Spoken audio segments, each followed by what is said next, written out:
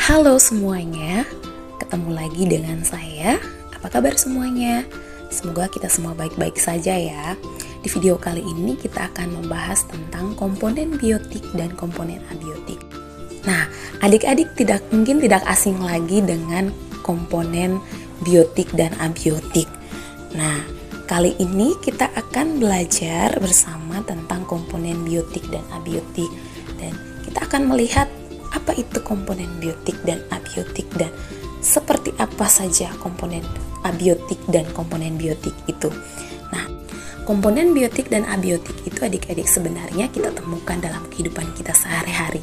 Coba adik-adik amati di sekitar lingkungan tempat tinggal adik-adik. Banyak sekali contoh-contoh komponen biotik dan abiotik. Kita lihat yang pertama, komponen abiotik. Apa itu komponen abiotik? Ya, komponen abiotik adalah benda yang tidak hidup. Artinya bahwa benda yang tidak hidup dan tidak berkembang biak. Nah, itu yang disebut dengan komponen abiotik. Nah, kita lihat bersama contohnya seperti batu, tanah, air, dan matahari. Ini merupakan contoh komponen abiotik yang dapat kita temukan dalam kehidupan kita. Berikutnya adalah komponen biotik. Nah, apa itu komponen biotik? Nah, mari kita lihat bersama.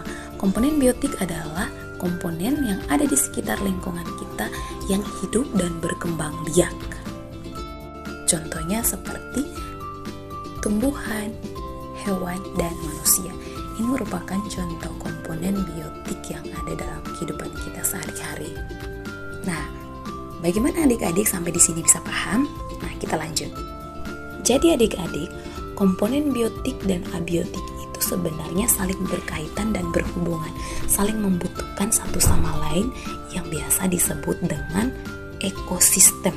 Jadi, hubungan antara komponen biotik dan abiotik dalam suatu lingkungan itu disebut dengan ekosistem. Nah, adik-adik coba perhatikan di gambar. Nah, ini merupakan salah satu contoh komponen biotik dan abiotik saling membutuhkan satu sama lain. Tumbuhan membutuhkan air dan cahaya matahari serta tanah untuk berkembang biak. Nah, ini merupakan salah satu contoh komponen biotik dan abiotik saling membutuhkan satu sama lain. Ada juga contoh lainnya. Coba adik-adik amati di gambar. Nah, makhluk yang hidup di dalam air, makhluk hidup yang ada di dalam air sangat membutuhkan air untuk hidup dan berkembang biak. Nah, ini juga menunjukkan bahwa komponen abiotik dan biotik saling membutuhkan satu sama lain. Coba adik-adik perhatikan gambar di atas. Nah, ini juga menunjukkan bahwa komponen abiotik dan biotik saling membutuhkan satu sama lain.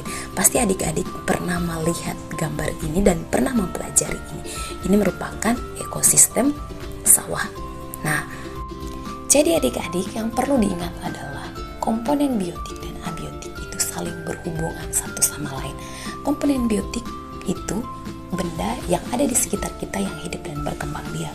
Sedangkan komponen abiotik adalah benda mati yang tidak dapat berkembang biak. Dan temukan juga contoh komponen biotik dan abiotik yang saling berhubungan satu sama lain di dalam kehidupan sehari-hari. Sekian dulu ya videonya, semoga bermanfaat.